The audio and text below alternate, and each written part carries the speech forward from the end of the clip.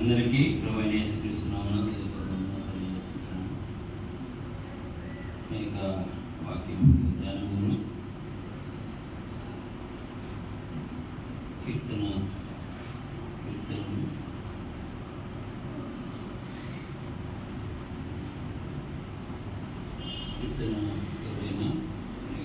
25 రచించిన కీర్తనలు మొదటి కీర్తన 6 వచనాలు ఉన్నాయి. మార్చి చదువుదామండి. దుష్టుల ఆలోచన చొప్పున నడవక, పాపుల మార్గమున నిలవక, అపహాసకులు కూర్చుండు చోటున కూర్చుండక,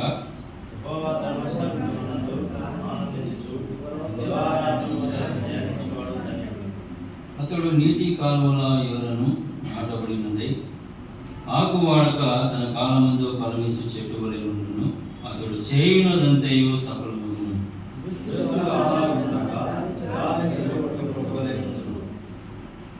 నీతిమంతుల మార్గము కాబట్టి న్యాయ విమర్శలో దుష్టులను, నీతిమంతుల సభలో పాపులను నిలువరు.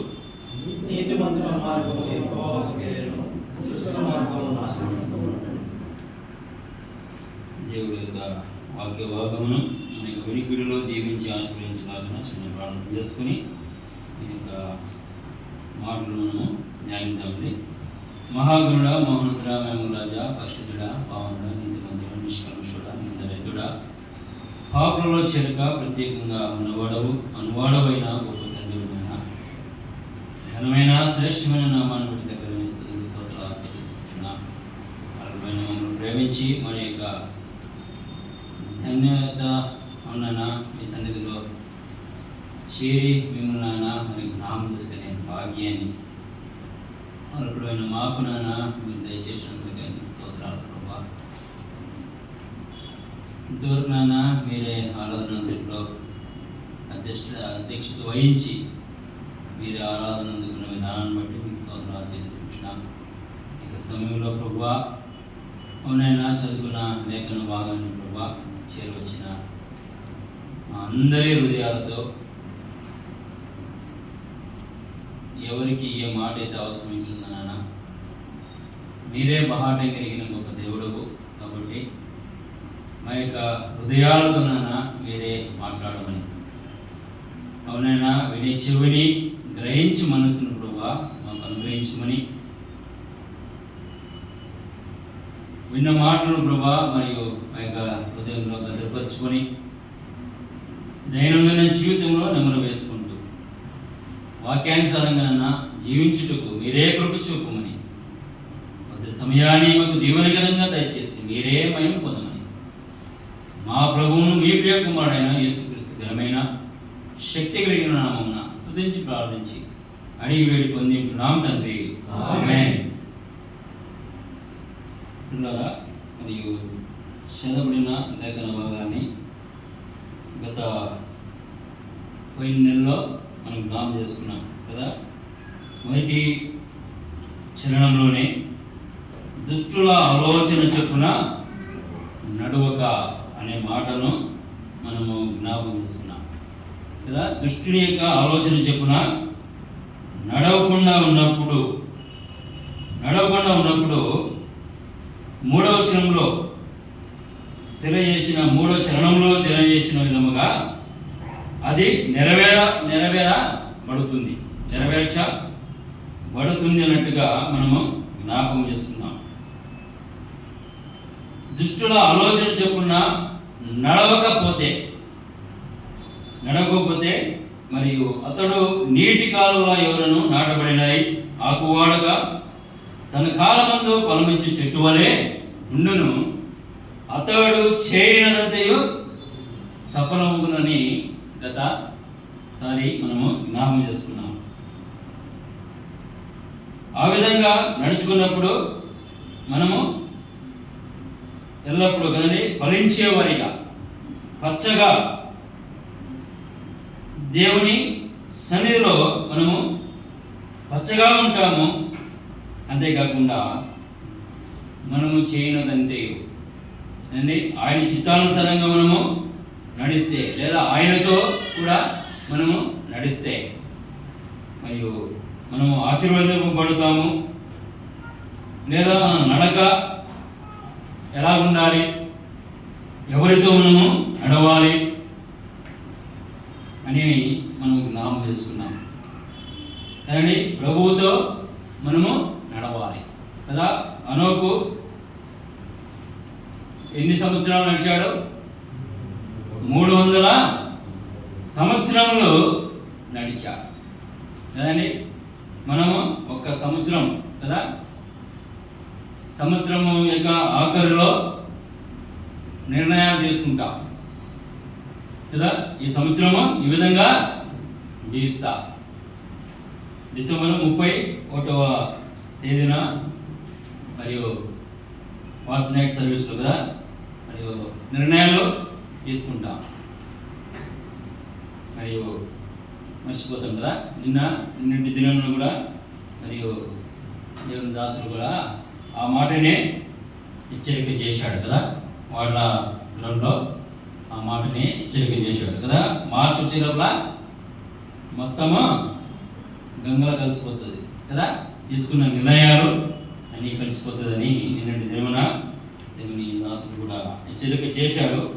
అదేవిధంగా మరియు దేవునితో నడవాలని నిర్ణయాలు తీసుకుంటాము, అవి మధ్యలోనే. అయితే దేవుని భక్తుడు హనోకు 300 సంవత్సరాలు కదా. ఎంత గొప్ప భాగ్యం, ఎంత గొప్ప భాగ్యము మరియు హనోకుదని మనము ఆ విధంగా దేవుని చిత్తానుసారంగా లేదా దేవునితో మనము నడిచినప్పుడు మనం ఆశీర్వాదింపబడతామని మరి గతసారి మనము జ్ఞాపకం చేస్తున్నాము.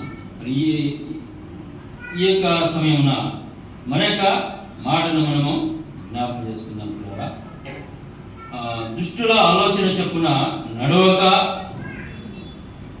రెండవది పాపుల మార్గమున నిలవక అని చూస్తున్నాం. రెండవ మాటగా పాపుల మార్గమున నిలవక. పాపుల మార్గమున మనము నిలవక మరియు దేవుని మార్గములో, దేవుడు నడిపించే మార్గములో మనము నిలిచినప్పుడు మరలా కదా ఈ కింది వచనాలు నెరవేర్చబడతాయి. కింది వచనాలు మన జీవితంలో నెరవేర్చబడాలంటే ఏమంటున్నాడు కీర్తనకారుడు? పాపుల మార్గమున నిలవదు.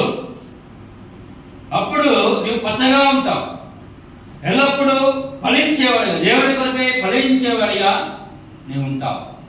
నీటి కాలువల యోరున నాటబడినదై ఆకువాడక తన కాలం ముందు ఫలమించు చెట్టు వలె నుండును, అతడు చేయనదంతయో సఫలము.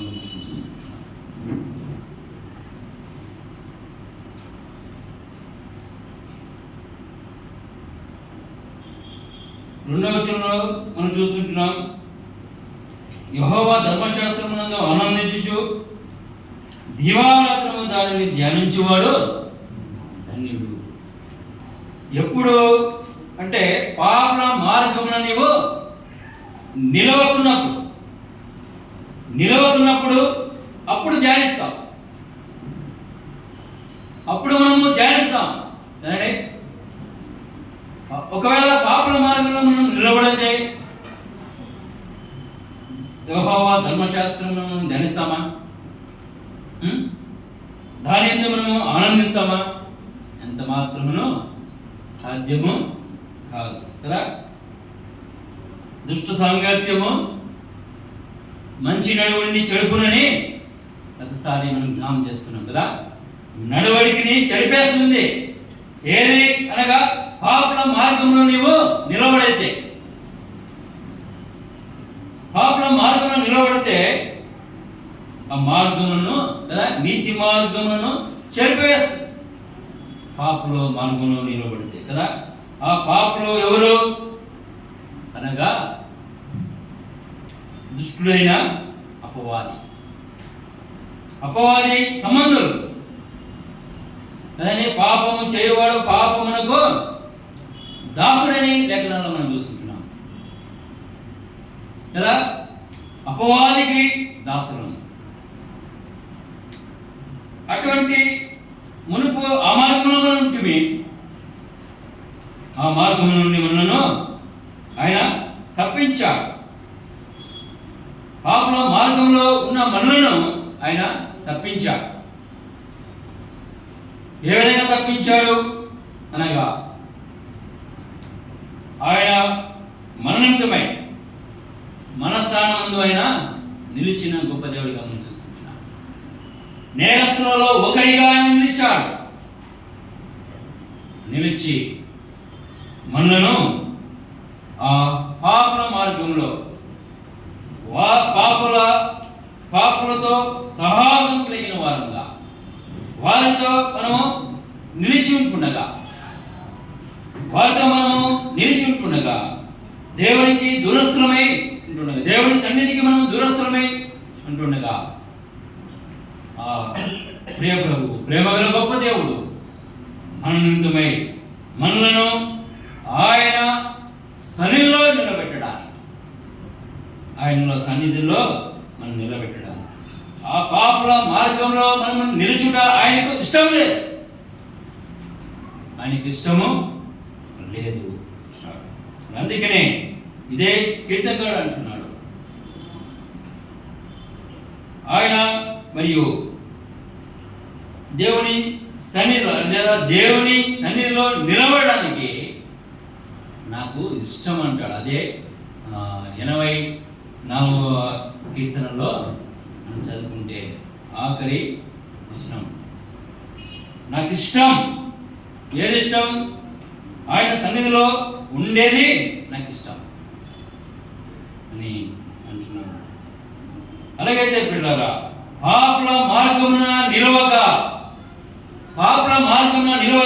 వారితో సహవాసము చేయక. ఎవరితో సహవాసము చేయాలి కదండి? పాపులకు మరియు పరిశుద్ధులకు పొత్తుందా అని? విశ్వాసికి అవిశ్వాసికి పొత్తుందా? పొత్తు లేదు కదా. అదే అంటున్నాడు, పాపుల మార్గంలో నిలిచితే లేదా పాపులతో సహవాసము చేస్తే ఆశీర్వాదం కదా. నీవు ఫలించే వారిగా ఉండవు కదా. పాపుల మార్గంలో మనము నిలిస్తే లేదా అపవాదంతో మనం నిలిస్తే కదా, ఆ మార్గానికి నడిపేది ఎవరు? దుష్టుడైన అపవాది అని మనం చూసుకుంటున్నాం. ఆ అపవాదికి మనం లోపడితే, వారి మాటలు మనం వింటే కదా, మొత్తానికే మోసం కదండి. మోసపోవడమే కాకుండా ఆశీర్వాదాలు కూడా మనము కోల్పోయే వారంగా ఉంటున్నాం కదా. పాపుల మార్గంలో మనం నిలవక ఉన్నప్పుడు ధన్యులుగా మారుతాం కదా. దివారాత్రము ఆ వాక్యమై ఉన్న ఆ దేవుణ్ణి మనము మరి ధ్యానించే వారిగా ఉంటాం. ఆయనను ధ్యానించినప్పుడు మనకు ధన్యత వస్తుంది. అంతేకాకుండా పచ్చగా ఉంటాం కదా. మనము ఎందుకు ఆయన మనను పిలిచాడు, ఎందుకు ఆయన ఒకప్పుడు ఆయన సన్నిధిలో నిలవడానికి లేదా ఆయన సన్నిధిలో ఉండడానికి ఏ యోగ్యత లేదు. ఎందుకనగా పాపుల మార్గంలో ఉన్నాం, పాపంతో ఉన్నాం, పాపం చేతను అపరాధం చేతను చచ్చిన వారంగా మనం ఉన్నాం. అందుకే ఆయన సన్నిధిలో నిలవడానికి మనకు యోగ్యత లేదు. అటువంటి వారమైన మనకు ఆయన యోగ్యతను అనుగ్రహించడానికి ఆయన ఆ గొప్ప భాగ్యం, ఆ పరమ భాగ్యాన్ని మన నిమిత్తమై ఆయన వదులుకొని మన స్థానమందు పాపుల మార్గంలో మనం నిలిచి ఉంటుండగా ఆయన మన స్థానమందు నిలిచి ఆ మార్గం నుండి తొలగించి ఆ మార్గమును ఆ శిలువ మేకల ద్వారా ఆ పాపపు రుణపత్రాన్ని కొట్టివేసి తన మార్గంలో నేనే మార్గము సత్యము జీవమునై ఉన్నానన్న ప్రభువు తన మార్గములో మనను నిలిపాడు. తన మార్గంలో మనను నిలిపాడు. తన మార్గంలో నిలిపిన ప్రభువు తన మార్గంలోనే నిలవాలి. తన మార్గంలోనే నిలవాలని, ఆయనతోనే నిలవాలని, ఆయనతోనే నిలిచి బహుగా మనం ఫలించాలి. బహుగా మనం ఫలించాలని అదండి. అతడు నీటి కాలంలో ఎవరు నాటబడినదై ఆకు వాడక తన కాలం ముందు ఫలమించి చెట్టు వలె నుండును. అతడు చేయనంతయో అదండి. అంత నాకే కావాలి కదా. ఆశలు కదా మెండిగా ఉంటుంది కదా. మానవ స్వభావము అటువంటిది కదా. ఆది పితరులైన మరి ఆదాము అవలు కూడా ఆశతోనే కదా పాపంలో పడిపోయారు. అది చూచుటకు రమ్యమైనది అని ఆశ కదా. ఆశను చూసి వారు మోసపోయినట్టుగా మనం చూస్తున్నాం. ఆశ అయితే ఉంది కదా. ఏమంటున్నాడు? అతడు చేయనంతయు సఫలమగును. ఎప్పుడు కదా అంతా నాకే కావాలి. ఇంకా పట్టిందల్లా ఏం కావాలంట? బంగారు కావాలి. ఆశ అయితే మంచిదే. ఆ ఆశ ఏ విధంగా ఉండాలి? క్రియరూపకముగా ఉండాలి. ఏది ఆ క్రియ అని మనం ఆలోచన చేసినప్పుడు యెహోవా ధర్మశాస్త్రం నందు ఆనందించు దివారాత్రము దానిని ధ్యానించినప్పుడు ఆశను ఆయన తృప్తిపరుస్తాడు. ఆయన ఎందు ఆనందించినప్పుడు ఆయన మనము మన జీవితం ద్వారా సంతోషపడినప్పుడు ఆయన మనలను మనను తృప్తిపరుస్తాడు కదా. ఆశ కలిగిన ప్రాణాన్ని ఆయన తృప్తిపరిచేవాడుగా ఉంటున్నాడు కదా. అప్పుడు ఆటోమేటిక్గా కదా పచ్చగా ఉంటాము కదా, ఫలించేవారిగా ఉంటాము. మనము బహుగా ఫలించినప్పుడు కదా ఆయనలో ఉండి దివారాత్రము దానిని ధ్యానించేవాడు. దాని మీదగా ఏది? వాక్యమున్న దేవుని, ఆయన ఔన్నత్యాన్ని, ఆయన ఎంత ఉన్నతుడో, ఎంత మహోన్నతుడో, ఎంత మహిమగల గొప్ప దేవుడో, ఎంత ప్రభావం గలవాడో, ఆయన ఎంత బలవంతుడో అండి. ఆయనను మనం ధ్యానించినప్పుడు కదా ఆటోమేటిక్గా పట్టిందల బంగారు ఖచ్చితంగా అవుతుంది. కానీ విశ్వాసము కదా, విశ్వాసంతో మనము నడిచినాము కదా. విశ్వాసం కలిగి మరియు ఆ యొక్క ధన్యతను లేదా ఆ ఆశీర్వాదాన్ని పొందుకోవాలంటే దేనిలో ఉంది? ఆయనను ధ్యానించడంలో ఉంది అని ఆ సత్యాన్ని మనం గ్రహించి దివారాత్రము ఆయనను ధ్యానించినప్పుడు మనము పచ్చగా ఫలించేవారిగా ఉంటాము. మనం బహుగా ఫలించడం ద్వారా తండ్రి మన నిమిత్తమై ఆయన సంతోషిస్తాడు. సంతోషించినప్పుడు పట్టజాలనంత విస్తారమైన దీనుడు కదండి. అందుకే అంటున్నాడు కీర్తనకాడు, అతడు చేయునదంతే సఫలము చేస్తాడు కదా. ఆయన పట్టజాలంతా విస్తారమైన దీవులనైనా కుమ్మరించేవాడిగా మరి ఉంటున్నాడు. ఎప్పుడనగా ఆయనను మనం ధ్యానించినప్పుడు, ఆయన సన్నిధిలో నిలిచినప్పుడు, మరియు ఆయన దీవెనను కదా ధన్యతను మరియు బహుగా ఫలించేవారిగా మనము ఉంటామని మరియు మనము ఈ యొక్క కీర్తనకారుడు తెలియజేయడం ద్వారా మనము మరియు హెచ్చరింపబడుతున్నాం. చూడండి, పాపుల మార్గమున నిలవక అని ఎందుకు అంటున్నాడు? అలాగైతే ఎక్కడ నిలవాలి అండి? పాపుల మార్గంలో ఎదుగుదల లేదు, అభివృద్ధి లేదు, లేదా సమృద్ధి లేదు, మరియు ధన్యత లేదు అండి. ఎక్కడ ఉంది అనగా 2వ దినవృత్తాంతముల గ్రంథము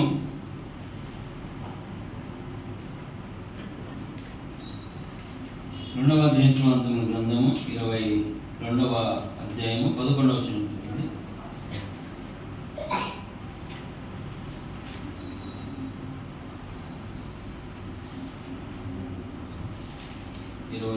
అధ్యాయము 11వ వచనం.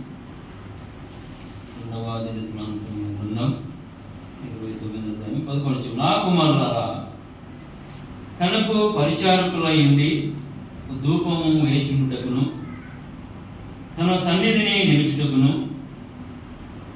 తనకు పరిచర్య చేయుటకును యెహోవా మిమ్మును ఏర్పరచుకొనెను గనుక మీరు అశ్రద్ధ చేయకూడదు. ఇప్పుడు చెప్పండి,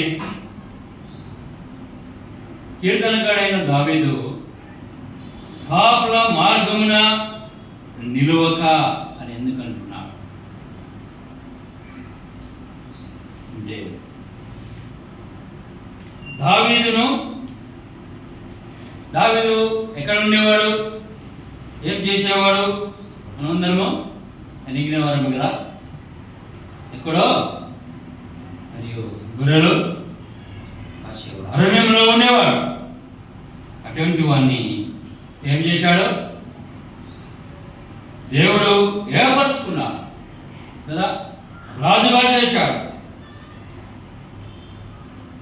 తన పరిచర్యను చేయవాడు కదా. ఇక్కడ మనం చదువుకున్నాం 11వ వచనంలో ఏముంది? నా కుమారులారా, తనకు పరిచారకులై ఉండి ధూపము వేచుటకును తన సన్నిధిని నిలుచుటకును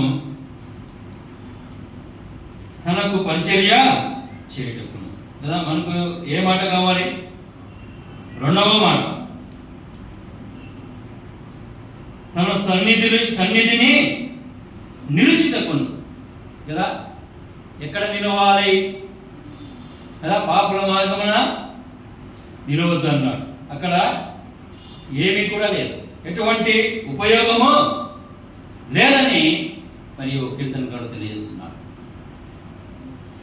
అక్కడ కేవలము కృంగిపోవటనే, ఎదుగుదల లేదు, ఫలించేది లేదు, నాశనానికే పోయే మార్గం అని. అందుకనే కీర్తనకారుడు కావదంటున్నాడు కదా.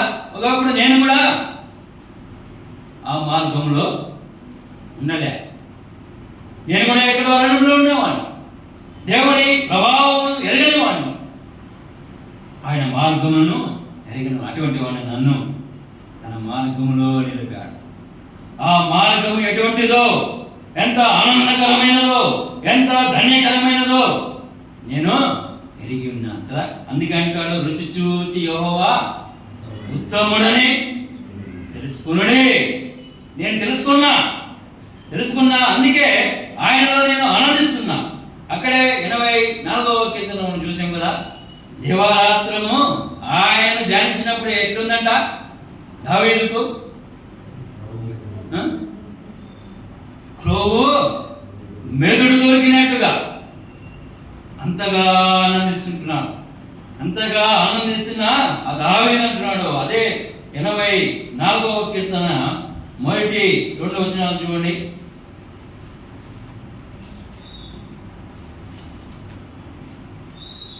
సైన్యములకు అధిపతియగు యెహోవా, నీ నివాసములు ఎంత రమ్యములు. యెహోవా మందిరావరణములను చూడవలనని నా ప్రాణం ఎంతో ఆశపడుచున్నది. అది సొమ్మసిల్లుచున్నది. జీవం గల దేవుని దర్శించుటకు నా హృదయమును నా శరీరమును ఆనందముతో కేకలు వేచినది. చూడండి, అక్కడ మరియు దినవృత్తాంతముల గ్రంథంలో మనం చూస్తుంటున్నాం. ఆయన సన్నిధిలో నిలబడడానికి ఆయన ఏర్పరచుకున్నాడు కదా. యెహోవా మిమ్మును ఏర్పరచుకునేను గనుక మీరు అశ్రద్ధ చేయకుడి. ఏమండి, నా కుమారులారా, తనకు పరిచారకులై ఉండి ధూపము వేయుటకు కదా. నా కుమారులారా, తనకు పరిచర్య ఎవరికి? తనకు అనగా ఆ దేవాది దేవునికి, ఆ సృష్టికర్త అయిన దేవునికి కదా. ఎవరితో చెప్తున్నాడు? తన కుమారులతో. ఎవరితో చెప్తున్నాడు? తాను ఏర్పరచుకున్న తన పిల్లలతో చెప్తున్నాడు కదా. ఆ పిలుపును మిమ్మును ఏర్పరచుకోలేను గనుక మీరు అశ్రద్ధ చేస్తే నాశనమే. అశ్రద్ధ చేస్తే నిత్య నాశనమే. అందుకనే అంటున్నాడు, తనకు పరిచారకులై ఉండి ధూపము వేటకును రెండవదిగా తన సన్నిధిని నిలిచి అని.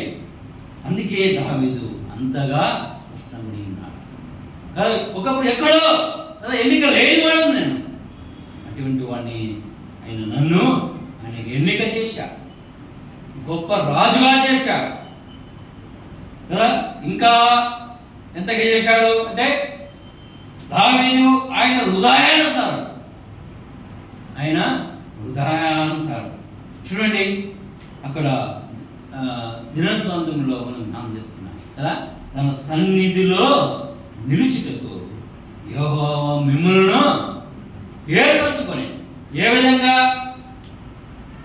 ఏర్పరచుకున్నాడు దానిని ఏం చేయకూడదంట, ఆ ఏర్పాటుని ఏం చేయకూడదంట, అశ్రద్ధ. ఆ ఏర్పాటు ఎంతో గొప్పది. అదే అనాది కాలపు ప్రణాళిక, అనాది కాలపు దయా సంకల్పం.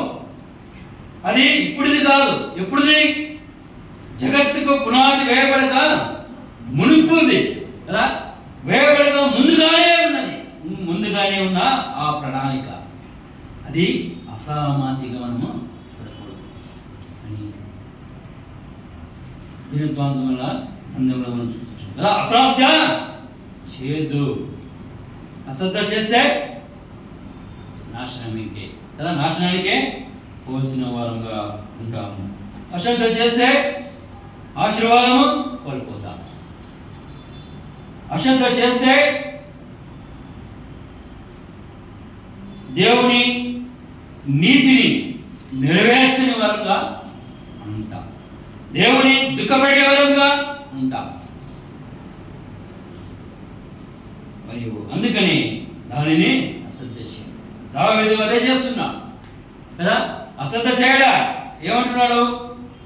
యెహోవా మందిరములను చూడవలనని నా ప్రాణం ఎంతో ఆశపడుచున్నది, అది సొమ్మసిల్లుచున్నదంట. ఏమండి సొమ్మసిల్లేది ఎప్పుడు?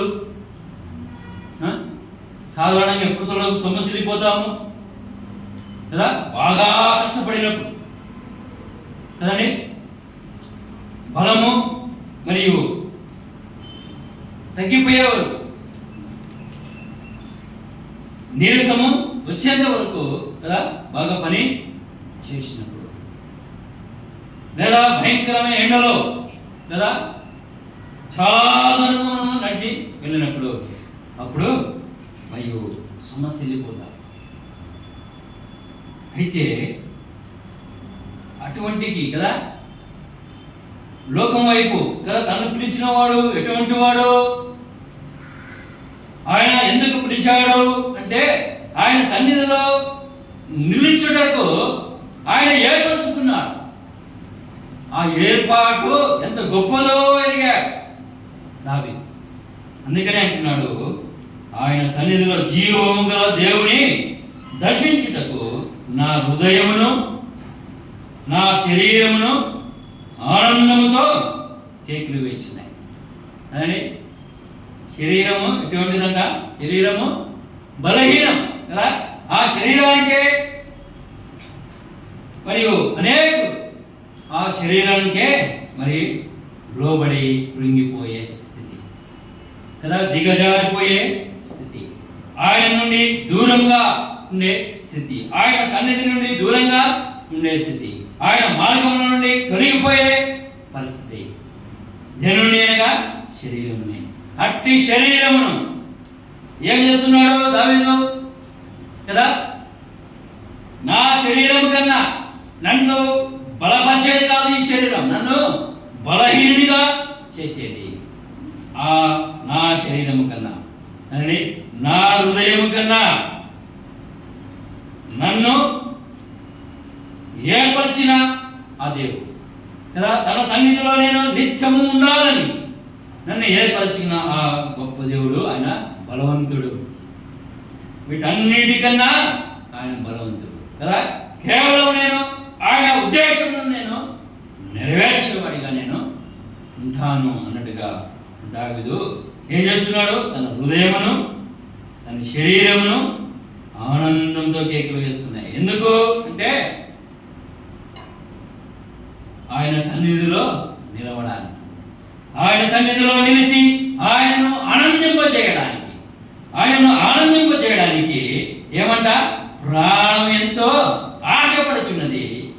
అదే మరియు వరుసలో కదండి, ఆశపడుచున్నది. అంతేకాకుండా సొమ్మసిల్లిపోతుందంట. అంటే అంతగా మరియు దేవుని మందిరంలో దావీదు నిలవాలని తను తాను సిద్ధపరుచుకున్నాడు. అంతగా తన శరీరాన్ని నలగొట్టుకుంటున్నాడు కదా.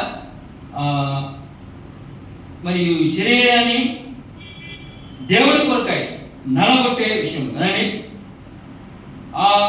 మరియు నా ప్రాణం ఎంతో ఆశపడుచున్నది, అది సొమ్మసిల్చున్నది, జీవమంగళ దేవుని దర్శించుటకు నా హృదయమును నా శరీరమును ఆనందముతో కేకలు వేయించినది. చూడండి, అంతగా ఆయన ఆశ కలిగాడు. అదేవిధంగా మరి క్రియారూపకంగా తన శరీరాన్ని ఆయన నలగొట్టుకుంటాడు కదా, సొమ్మసిల్ల చేశాడు. సొమ్మసిల్చున్నది ఎందుకంటే అది మరియు సొమ్మసిల్ల చేయగా కదా. ఆ విధంగా దేవుని కొరకే తన శరీరాన్ని మరియు దావీదు అది కూడా తన సొంత ఆలోచన సొంత తలంపుల మేరకు ఆ శరీరాన్ని సిద్ధపరచుకోలేదు, తన హృదయాన్ని సిద్ధపరచుకోలేదు కదా.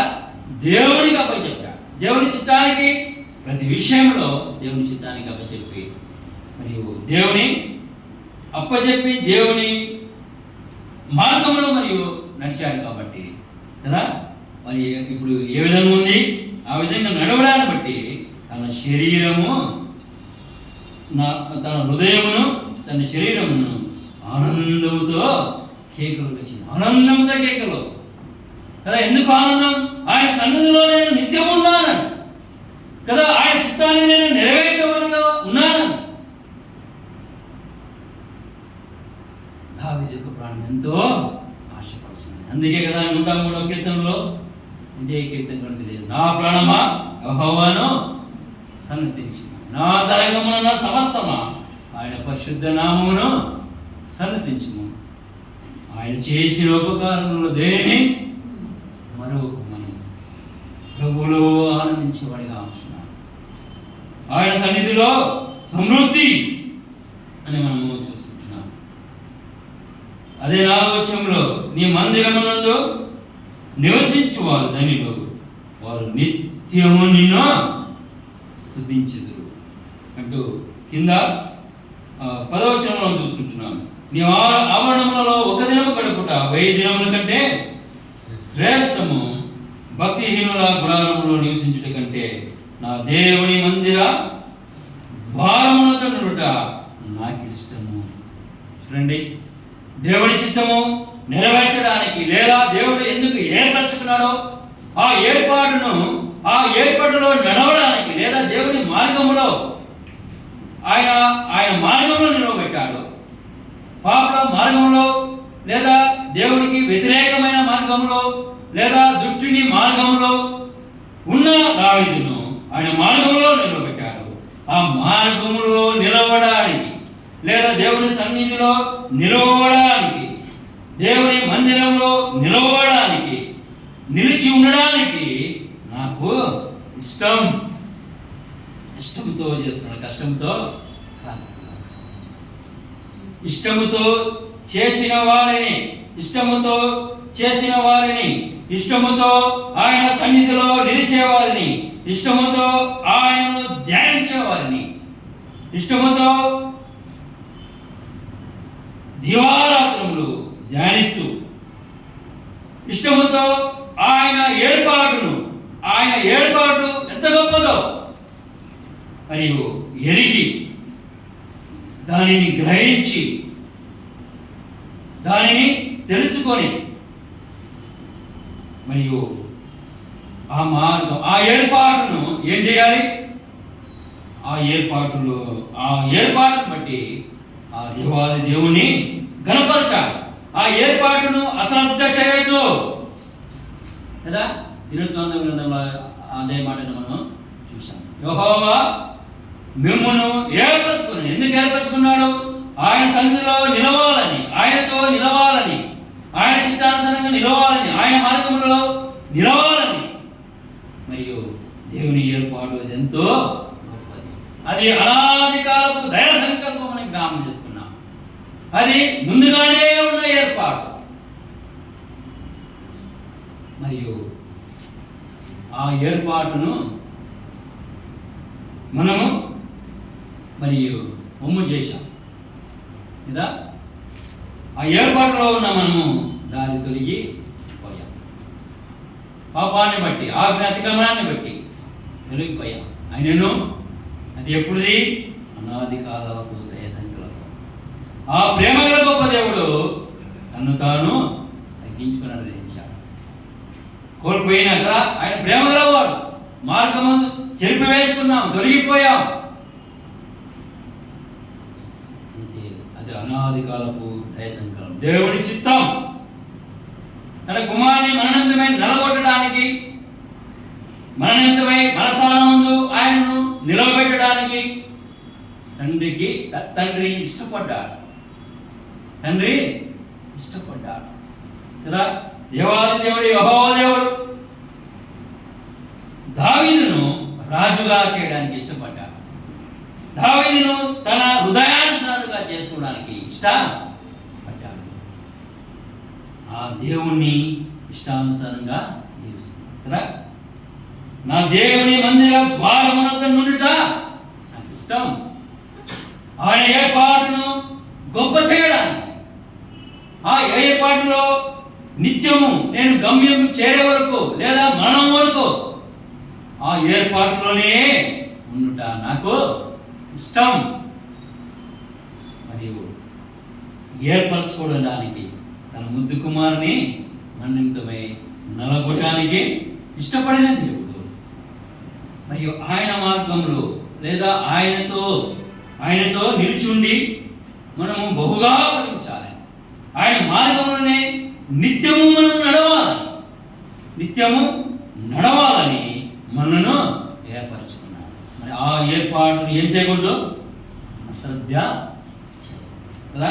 యెహోవా కార్యములను అశ్రద్ధ చేయవాడు శాపగ్రస్తుడు.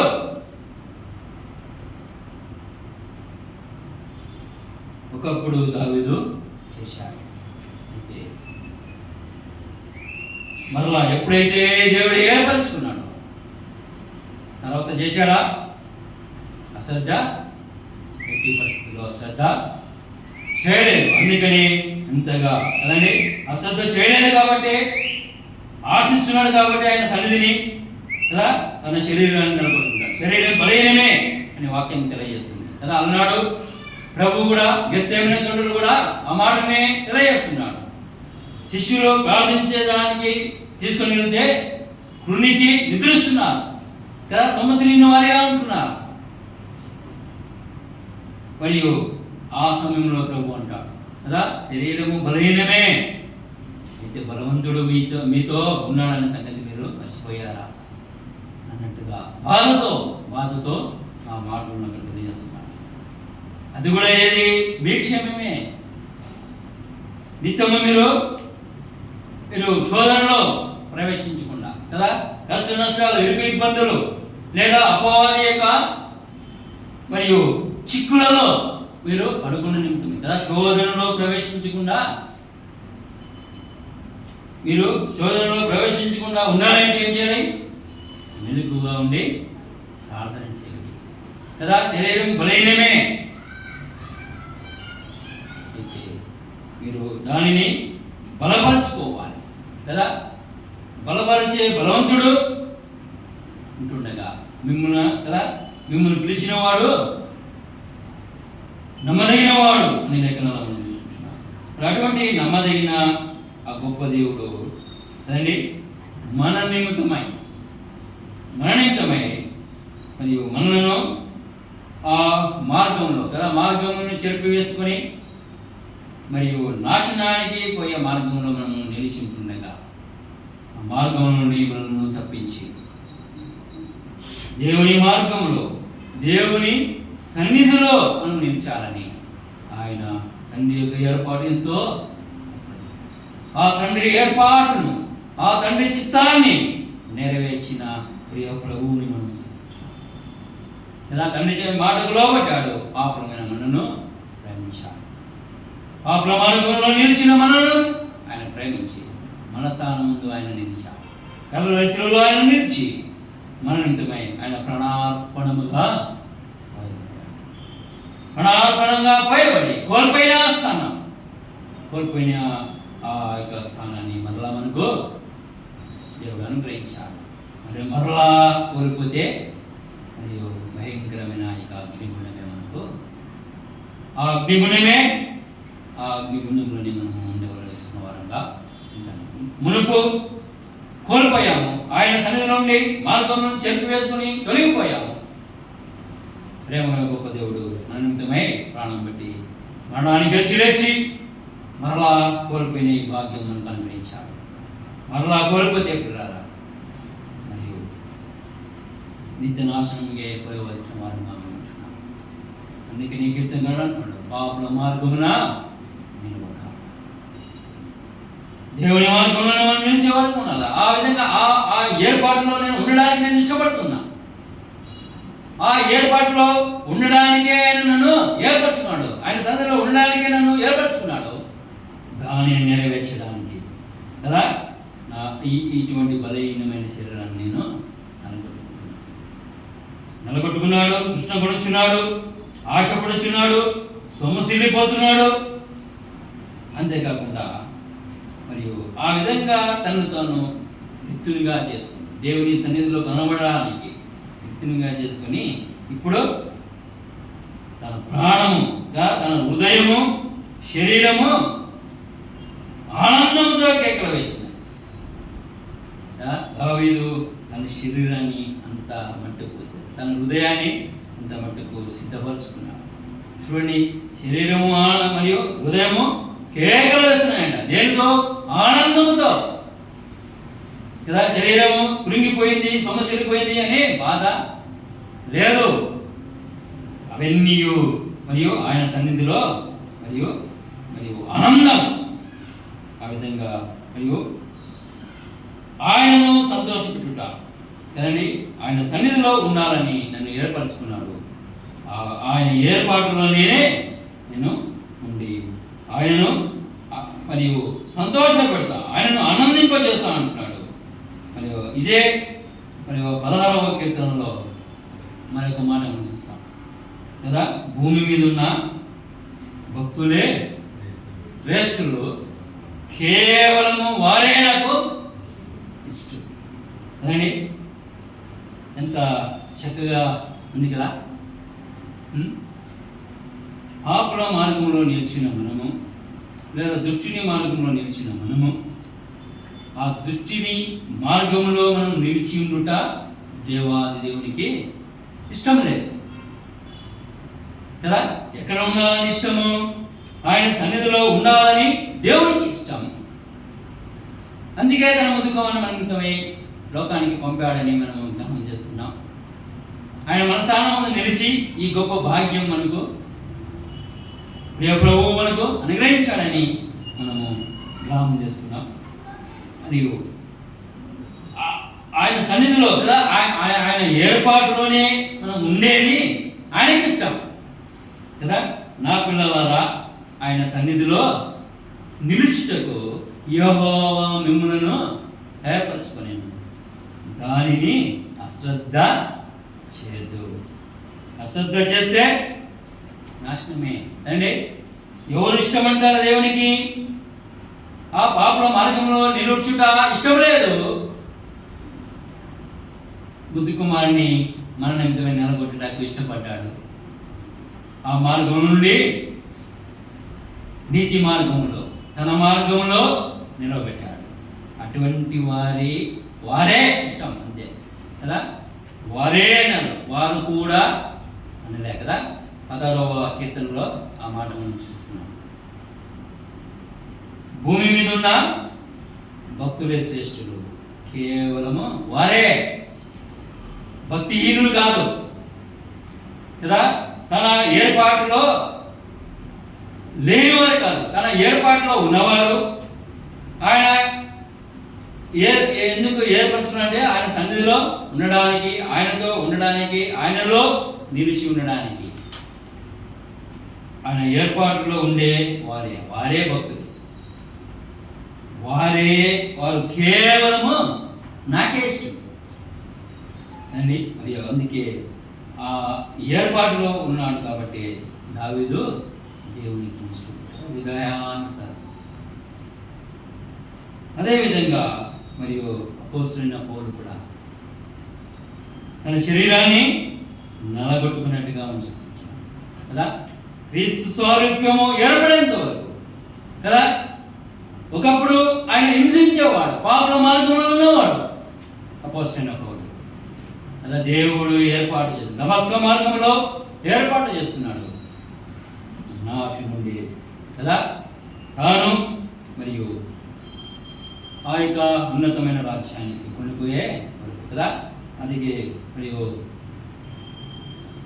తిమోతి పత్రికను చూసాం కదా, నా విశ్వాసాన్ని కాపాడుకుంటుని నా పరుగు చదమట్టించింది, మీద నాకు నీతి కిరీటము ఉంచబడింది అంటున్నాడు కదా.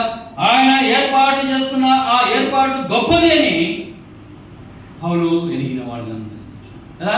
అందుకే అంటున్నాడు, క్రీస్తు స్వారూప్యం నా యందు ఏర్పడేంత వరకు నా శరీరాన్ని నలగొట్టుకుంటున్నా అంటాడు. అది ఇష్టంతోనా కష్టంతోనా? ఏమని? ఇష్టముతోని. దావీదు ఏ విధంగా ఇష్టపడుతున్నాడో, ఆయన ఇష్టముగా జీవించి, దేవుడికి ఇష్టానుసారంగా జీవించి నన్ను సంతోషపెట్టాడు. అదేవిధంగా దావీదు పౌలు కూడా, అపోస్తలుడైన పౌలు కూడా అలా ఎన్నో భయంకరమైన ఆపదలు ఎన్నో వచ్చాయి. అవన్నీ లెక్క చేయలేదు. నన్ను పిలిచినవాడు గొప్పవాడు, ఆయన ఏర్పరచుకున్న ఏర్పాటు గొప్పది, దానిపైనే దృష్టి ఉంచాడు. దానిపైనే దృష్టి ఉంచి కదా ఆ గురి ఎద్దకే పరిగెత్తాడు కదా. వెనుకున్నవన్నీ మరిచి ముందున్న వాటికే కొరకయ్యే వేగిరా పడిన పూర్ణిని చూస్తున్నాం. అందుకే ఆయన ఇంతగా దేవుని కనపరిచాడు కదా. ఆయన ఏర్పాటుని నిర్లక్ష్యం చేయలేదు, అశ్రద్ధ చేయలేదు. కాబట్టి పౌలు ఎన్ని పత్రికలు రాశారు అలా. పౌలు చేసినంత సేవ ఎవరు కూడా చేయలేదు. ఎంతగా ఆయన తను తాను సిద్ధపరుచుకున్నాడు దేవుడి సన్నిధిలోనే, దేవుడితో అంటగట్టబడి ఉండడానికి. ఒక సత్యాన్ని గ్రహించారు కదా. దావీదైనా, పౌలైనా, ఇంకా అనేకులు భక్తులు ఎంతోమంది కదా. యోహాను సువార్త 10వ అధ్యాయము 5వ వచనంలో కదా, నిజమైన ద్రాక్షవల్లి నేనే కదా, ద్రాక్షవల్లిలో తీగే నిలిచుంటేనే కానీ తనంత అదే ఫలింపదు కదా. ఎక్కడ నిలవాలి? ఆయన సన్నిధిలో నిలవాలి. ఎక్కడ నిలవాలి? ఆయనలో నిలవాలి కదా. ఆయనలో ధ్యానించాలి. దీవారాత్రము ఆయన ధ్యానించేవాడు ధన్యుడు. ఆయనలో నిలిచి ఉంటుంది కదా. తనంతట అదే ఫలింపలేదు, వారికి వారే ఫలింపలేదు కదా. దావీదు ప్రతి విషయం ఆయన ఎదుట విచారణ, ఆయన చిత్తం ప్రభా పలాని రాజు మీదకి యుద్ధానికి వెళ్ళరా వద్దా, ఆ విధంగా సమర్పించుకున్నాడు, ఆయన చిత్తానికి అప్పగించుకున్నాడు. అందుకే అంత సమర్థవంతమైన ఆయన ఏర్పాటులోనే ఆయనకు ఇష్టడుగా జీవించినట్టుగా మనం చూసుకుంటున్నాం. పౌలు కూడా మనం చూసాము కదండి. ఆయన మరణం వరకు నమ్మకంగా ఉన్నాడు కదా. సవాలుతో ఆయన జీవించాడు. ఆయన నమ్మకాన్ని వమ్ము చేయాలి ఎప్పటికీ. ఆయనపై ఇంకా ఒక్కసారే మాట్లాడు, సౌలా సౌలా నువ్వు నన్నేరా అదండి. ఆ ఏర్పాటు ఎంత గొప్పదో ఎరిగి ఆ ఏర్పాటులోనే జీవించి మన జీవితం ద్వారా దేవాది దేవుని మరి మయంపరిచినట్టుగా మనం చూస్తున్నాం. అదేవిధంగా అదే 2వ దినవృత్తాంతముల గ్రంథం 20వ అధ్యాయము 17వ వచనము చదువుకొని చూడండి. 2వ దినవృత్తాంతముల గ్రంథము 20వ అధ్యాయము 17వ వచనం. ఈ యుద్ధములో మీరు పోట్లాడవలసిన నిమిత్తము లేదు.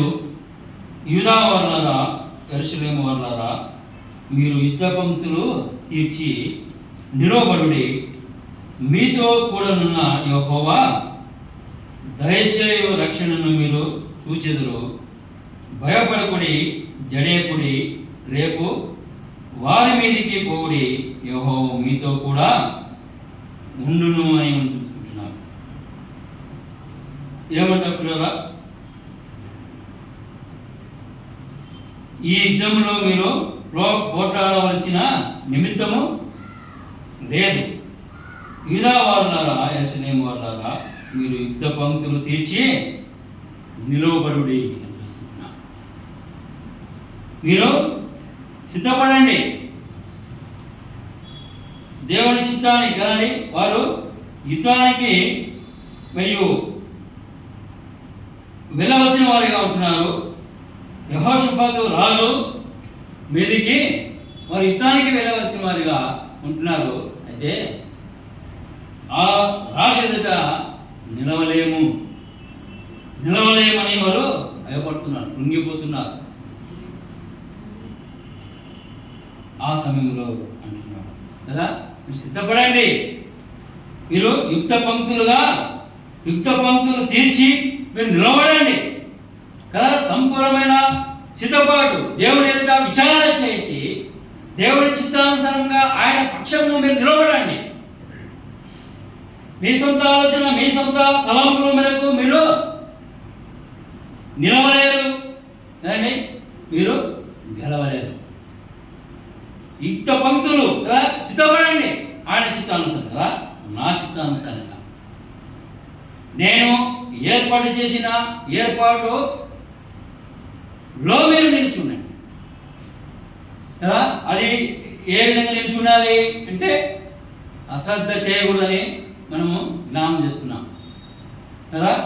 మిమ్మల్ని ఏర్పరచుకునేను దానిని అశ్రద్ధ చేయదు. ఎందుకు ఏర్పరచుకున్నాడు? ఆయన సన్నిధిలో నిలిచి ఉండడానికి, నిత్యము ఆయన సన్నిధిలో నిలిచి ఉండడానికి ఏర్పరచుకున్నాడు. అదేవిధంగా ఆయన పక్షముగా అవిశ్వాసముతో కాక ఆయన పక్షములో యుక్త పంక్తులు అంటే సిద్ధముగా సంపూర్ణంగా మీరు సిద్ధపరచుకోండి. అనాలోచన కాదు, ఆయన చిత్తానికి అప్పచెప్పి ఆయన ఏ విధంగా నడుపుతాడో ఆ విధంగా ఆయన ప్రణాళిక నుండి తొలగింపకుండా మీరు యుద్ధ పంక్తులుగా ఆయన పక్షముగా నిలబడితే మీరు జయిస్తారు కదా. భయపడే అవసరం లేదు, కృంగిపోయే అవసరం లేదు కదా. భయపడకుడి, జడేకుడి, రేపు వారి మీదకి పోవుడి, యెహోవా మీతో కూడా ఉండు కదా. సిద్ధపాటు ఎంత అవసరం ఉంటుంది. ఆ సిద్ధపాటులో ఏముండాలి? విశ్వాసం ఉండాలి. అదే ప్రభు కూడా తెలియజేస్తాడు కదా, మీరు అడిగిన వాటిని పొందిన్నామని ప్రార్థన చేయాలి. కదా. అవిశ్వాసం లేకుంటే ఇస్తాడో లేదో కదా.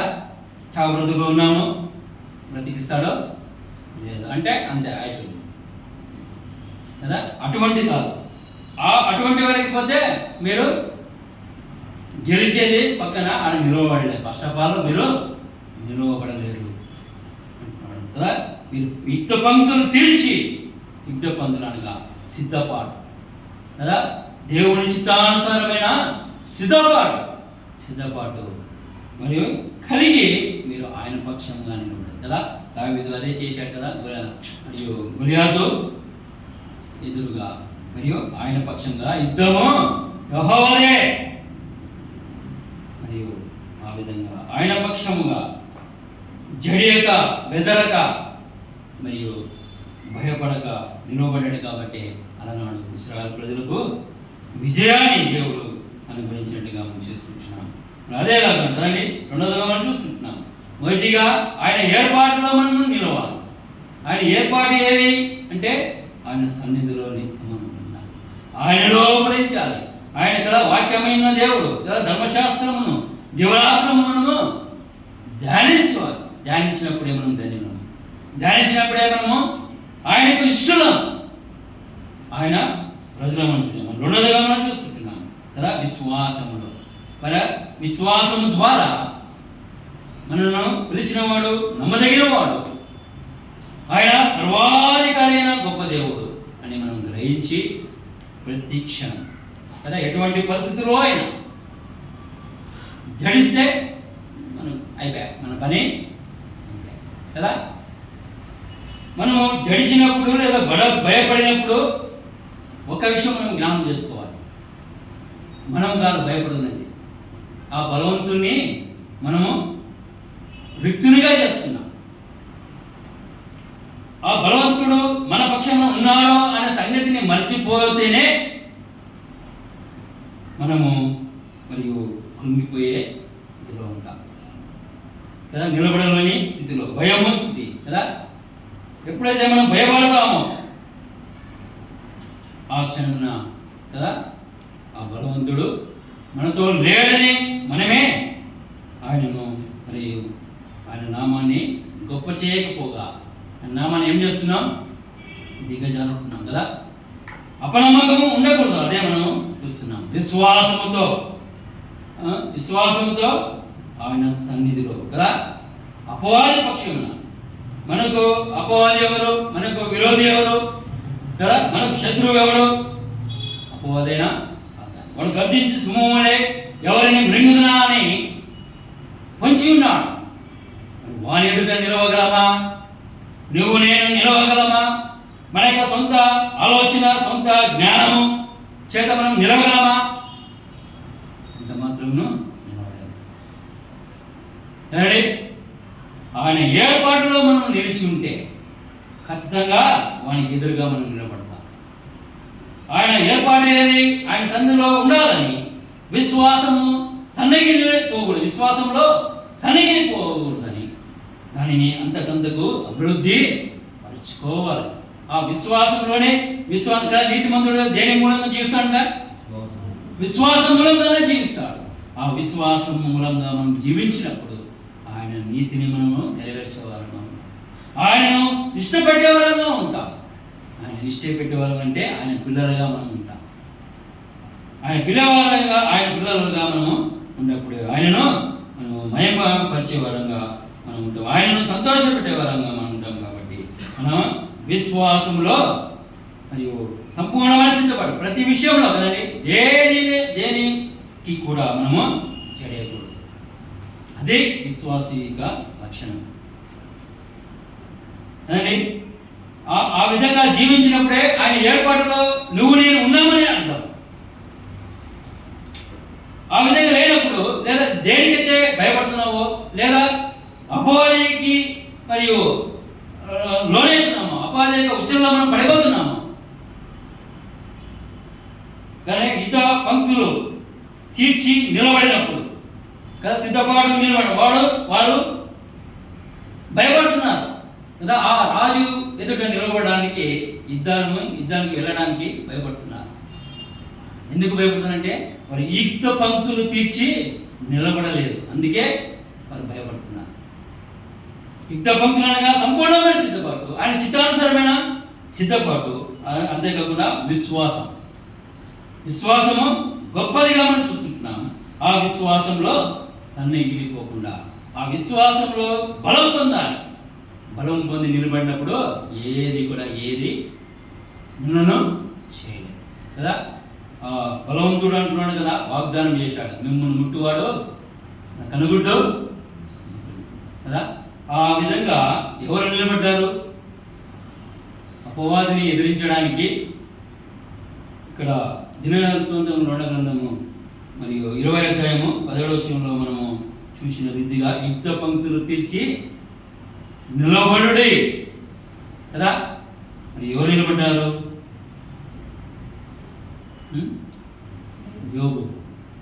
ఎంత కృంగిపోయాడు కదా.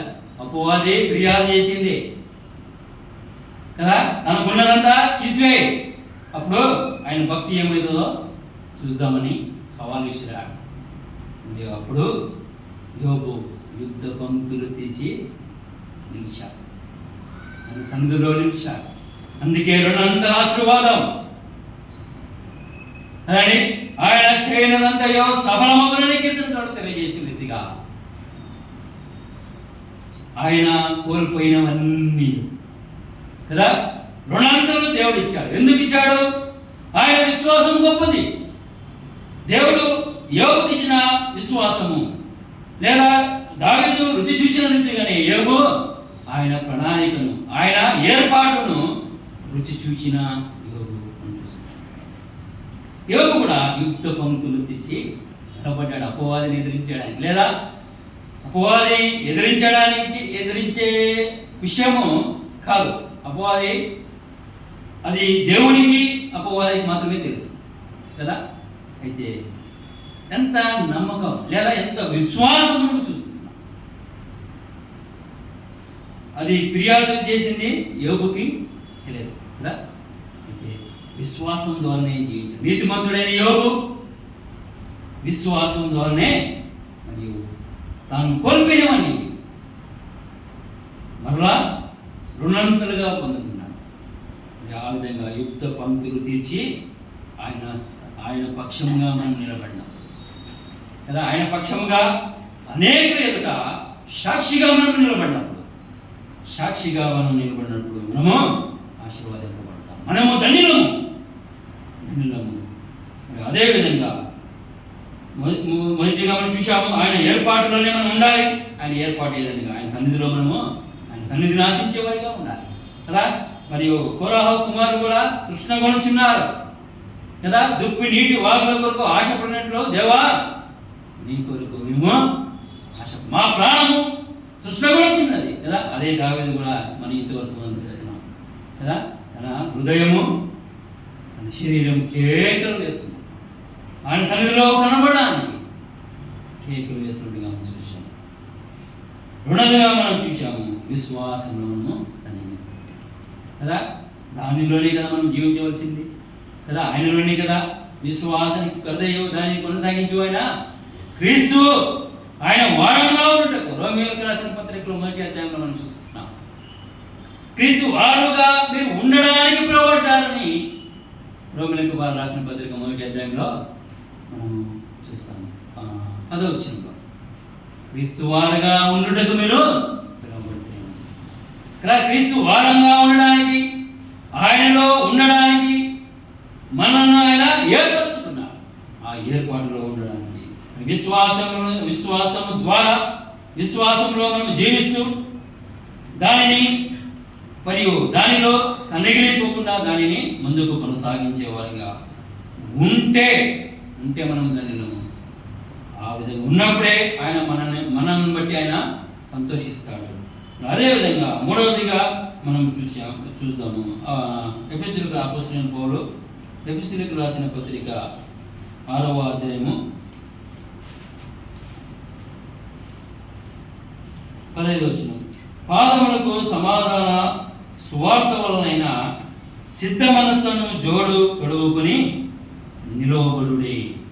ఏమంటే పిల్లలా, పాదములకు సమాధాన సువార్త వలనైన సిద్ధ మనస్సును జోడును తొడుగుకొని నిలవబడుడి. ఇప్పుడు దేని నిమిత్తమై నిలబడాలంట? సమాధానమైన స్వార్థ వలన సిద్ధ మనస్సును జోడు తొడుగుకుని నిలవబడుడి. ఆయన పక్షముగా కదా. మరి ఆయన గుణాతిశయములను కదా. మరియు పేతురు భక్తుడు రాశాడు కదా, ఆయన ఎందుకు పిలిచాడంట? ఆయన గుణాతిశయములను చీకటిలోని ఆశ్చర్యకరమైన వెలుగులోనికి 2:9లో మనం చూస్తుంటున్నాము. ఆయన గుణాతిశయములను ప్రచురం చేయనిమిత్తమే మనలను ఏర్పాటు చేస్తున్నది. ఆ ఏర్పాటు ఎంత గొప్పదో కదా. ఆయన గుణాతిశయములను ప్రచురం చేయడానికి దేవదూతలకు కూడా లేని భాగ్యం అది కదా. దేవదూతలకు కూడా లేని భాగ్యము ఎవరికి ఇచ్చారు? ఎన్నికలైన వారి మనగా ఇచ్చాడు. అందుకే అంటున్నాడు, ఆయన మరియు స్వార్థను ప్రకటించడానికి సిద్ధ మనసు ఉండాలి. ఆయన గుణాదేశాలను ప్రచురణ చేయడానికి, ఆయన పక్షంగా మన జీవితాలను సిద్ధపరచుకోవడానికి సిద్ధ మనసు ఉండాలి. ఆయన సన్నిధిలోనికి వచ్చినప్పుడు విశ్వాసంలో మనం నిలిచి ఉండడానికి, స్థిరముగా నిలవబడడానికి ఏముండాలి? సిద్ధ మనసు ఉండాలి కదా. దావీదు అంటున్నాడు, నాకు ఇష్టం ఆయన ఏర్పాటులో ఉండుట నాకు ఇష్టం. ఆ ఏర్పాటులో ఉండడమే ఆయనకి ఇష్టము.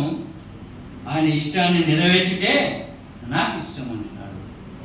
దానికి ఆయన తనతో ఎంతగానో సిద్ధపరుచుకున్నాడు. ఆ విధంగా మనం కూడా సిద్ధపరుచుకున్నాం భద్రమైన. ఎందుకంటే వారి నిమిత్తమై ప్రాణం పెట్టలే, అయితే మన నిమిత్తమైన ప్రాణం పెట్టాడు కదా. ఆ మార్గము, చెడు మార్గంలోని మనం తొలగించాడు, నీతి మార్గంలో మనం నిలబెట్టాడు. ఆయన ఉద్దేశం ఒకటే, ఆయన ఏర్పాటులో మనం ఉండాలి, ఆయన ఏర్పాటులోనే మనం ఉండాలని, ఆయన చిత్తం నెరవేర్చేవారుగా మనం ఉండాలని, ఆయన పిల్లలుగా ఉండాలని. రోమిలికి రాసిన పత్రిక మనం గ్రహం చేసుకున్నాం కదా, మొదటి అధ్యాయము 10వ వచనంలో క్రీస్తువారుగా ఉండుటకే మీరు పిలవబడతారు. మరొకటి కదా, పరిశుద్ధులుగా ఉండుటకే మీరు పిలవబడతారు, కానీ అపవిత్రులుగా ఉండుటకు. మరియు ఆయన మనల్ని పిలిచిన ఏర్పాటు అది ఎంతో, ఆ ఏర్పాటులో నిలిచిన వారు మాత్రమే ఆయన పిల్లలు. ఒక్క మాట కదండి. మరియు అటువంటి వారే ఆయనకి ఇష్టం. నిర్ణయం మనదే. భక్తులు జీవించారు కదండి, యుద్ధ పంక్తులు తీర్చి యోగ నిలిచాడు కదా, దావీదు నిలిచాడు, పౌలు నిలిచాడు. మరియు మనం కూడా భద్రమయించున్నాం. దేనికి కూడా కదా సొమ్మసిల్లిపోతాం. ఎప్పుడు భయంకరమైన జ్వరము లేదా భయంకరమైన తెగులు వచ్చినప్పుడు సొమ్మసిల్లిపోతాం కదా.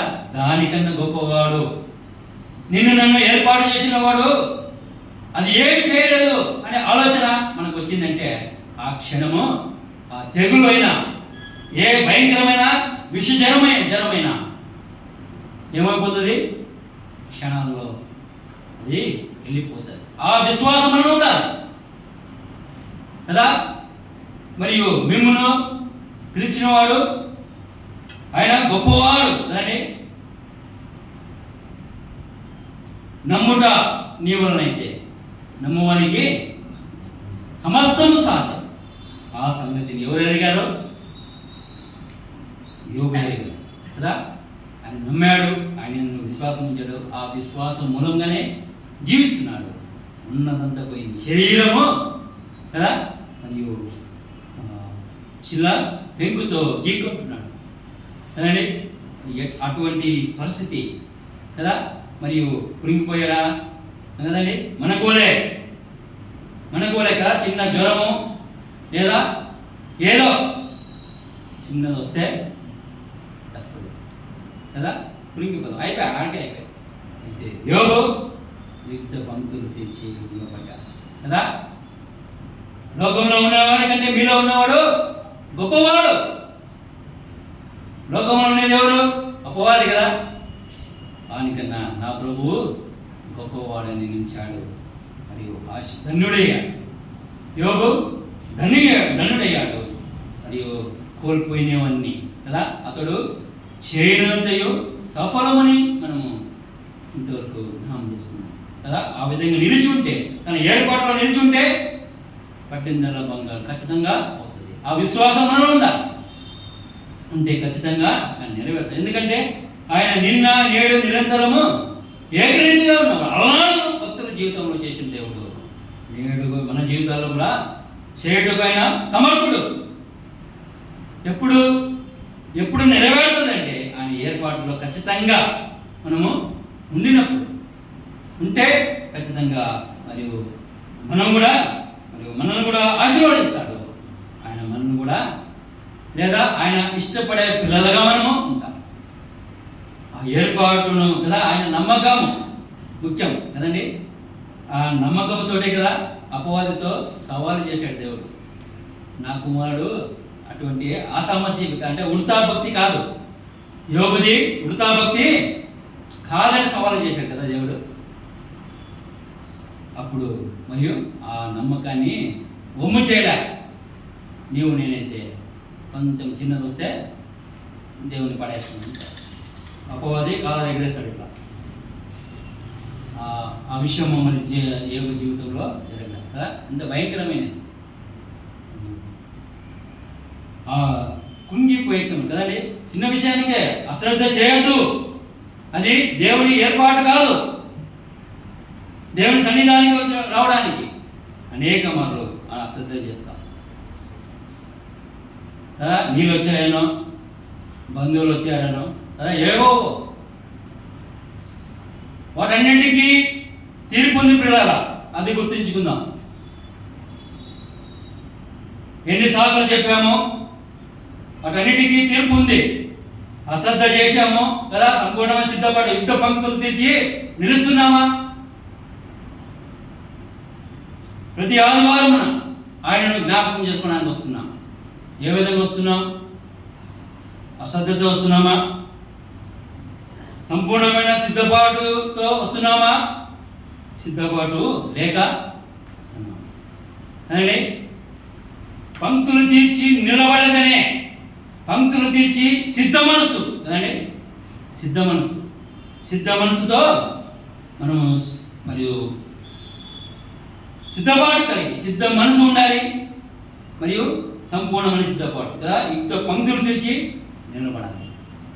నిలబడినప్పుడు మనం కూడా ఆయన ఏర్పాటును ఉన్న వారంగా మనం ఉంటాం కదా. అటువంటి విశ్వాస జీవితాన్ని బట్టి దేవుడు సంతోషించేవాడిగా ఉంటున్నాడు, ఆనందించే వాడిగా ఉంటాడు. కాబట్టి అటువంటి గొప్ప దేవుడు ఆయన మనలను ఏర్పాటు చేసుకున్న ఆ ఏర్పాటు ఎంతో గొప్పది. మరియు వారిపై ఏర్పాటు మరియు వారిపై ఉన్న ఏర్పాటు కన్నా మనపై ఉన్న మన నిమిత్తమై ఆయన ఏర్పాటు చేసినది అది ఎంతో గొప్పది, దానికన్నా గొప్పది పిల్లరా. మరియు దానికే వారు అంతగా జీవిస్తే దాన్ని మనం ఇంకెంత జీవించాలి? మనంతో ప్రాణమే పెట్టాడు కదా. తొలగిపోయాము, మార్గంలో తొలగిపోయినప్పటికీ ప్రేమించాడు, ప్రాణం పెట్టి మనను మరలా తన మార్గంలో నిలబెట్టాడు. మరలా తొలగిపోవాలని కాదు, తొలగిపోతే అశ్రద్ధ చేసినవాడు, ఆయన ఏర్పాటును అశ్రద్ధ చేసినవాడు. కాబట్టి ఆ విధంగా సంసిద్ధులుగా మనము ఆయన మందిరాలను సంపూర్ణమైన అక్కడ యుద్ధ పంక్తులు తీర్చి ఆయన సన్నిధిలో మనం నిలవాలి. అదే కదా జ్ఞానైన సొలొమోను తెలియజేస్తాడు ప్రసంగి 5వ అధ్యాయంలో, నీవు దేవుని మందిరంలోకి వెళ్ళినప్పుడు నీ ప్రవర్తన అంతటిని జాగ్రత్తగా చూసుకో. మరియు అదే పేతురు భక్తుడు అంటాడు, పేతురు రాసిన మొదటి పత్రిక 1వ అధ్యాయము 18వ వచనంలో, నేను పరిశుద్ధులుగా ఉండటం మీరు పిలవడమే కానీ అపవిత్రులుగా ఉండటకు కాదని తెస్సలోనికీయులకు రాసిన పత్రికలో రాశాడు. అదే పేతురు పత్రికలో, నేను పరిశుద్ధుడైన మీరును పరిశుద్ధులై ఉండుడి అనగా విధేయులకు పిల్లల వలె సంపూర్ణ ప్రవర్తన అని అక్కడ రాశాడు. పేతురు రాసిన మొదటి పత్రికలో సంపూర్ణమైన ప్రవర్తన ఎందు మీరు పరిశుద్ధులుగా ఉండండి అని రాశాడు. అంటే ఎటువంటి పరిస్థితుల్లో అయినా కదా విశ్వాసిగానే జీవించాలని నేను అర్థం కదా. నేను పరిశుద్ధుడు, సమస్త ప్రవర్తన ఎందు మీరు విధేయులకు పిల్లలవలే సమస్త ప్రవర్తన ఏందో ఆయన అధికారం ఉపచెప్పుకొని పరిశుద్ధులుగా మనం జీవించ బదులమైనదని పేతురు భక్తుడు రాశారు. ఆ విధంగా ఆయన ఏర్పాటు గొప్పదని ఎరిగిన భక్తులు ఆ విధంగా చూశాం. పౌలును చూశాము, యోబు భక్తుని చూశాము. వారి ఏర్పాటు కన్నా మన ఏర్పాటు ఇంకా ఆయనను ఆనుకుని జీవించవలసిన వరమేక్షణ. మరియు భూమి మీద ఉన్న భక్తులే శ్రేష్ఠులు, కేవలం వారు నాకు ఇష్టం. దావీదు ఇష్టడుగా ఉన్నాడు, పౌలు ఇష్టడుగా ఉన్నాడు. యోబు ఇష్టడుగా మన జీవితాల ద్వారా దేవుని ఎంతగా ఘనపరిచాలో అంతగా ఘనపరిచారు. అది ఎక్కడ కూడా మరియు అపజయము లేదా ఎక్కడ కూడా దూషణ వారి జీవితాలను ద్వారా త్యాగం అదే కోరుతున్నాను. అందుకే ఏర్పాటు చేసుకున్నాను నేను నన్ను. మరి ఆయనను దుఃఖపెడదామా లేదా ఆయనను సంతోషపెడదామా? ఆయనకి ఇష్టంగా జీవిస్తామా లేదా కష్టంగా జీవించి ఆయన ప్రణాళికలో మనం ఉండకుండా మన ఇష్టానుసారంగా జీవించి మనము కష్టపడుతూ ఆయనను కష్టపడదాం. ఆయనను కష్టపెట్టే వారంగా ఉంటే మనం ఆయన పిల్లలము ఆయన ఏర్పాటులోనే మనము నిలిచి ఎప్పటి వరకు అనగా మరణం వరకు నమ్మకంగా మనము ఉండి ఆయన ఏర్పాటులోనే మనం నిలిచి ఆయన నామను గొప్ప చేసినట్టు మనము ఏమవుతాము? ధన్యులమవుతాము. కీర్తనకారుడు ఎలా చేసిన విధంగా మనము ధన్యులమవుతాం మరియు మనము ఫలించేవారిగా ఉంటాం కదా. బహుగా ఫలించేవారు, పచ్చగా కదండి. నీటి కాలంలో ఎవరిలో నాటబడిన చెట్టు వలె పచ్చగా ఉంటాము. అతడు చేయనంత సఫలము కదా. అదే మన నుండి పారిపోతుందంట. విధేయులకు పిల్లలు సమస్త ప్రవర్తన మీరు పరిశుద్ధులైనది అని పేతురు భక్తులు తెలియజేసిన విధంగా కదా.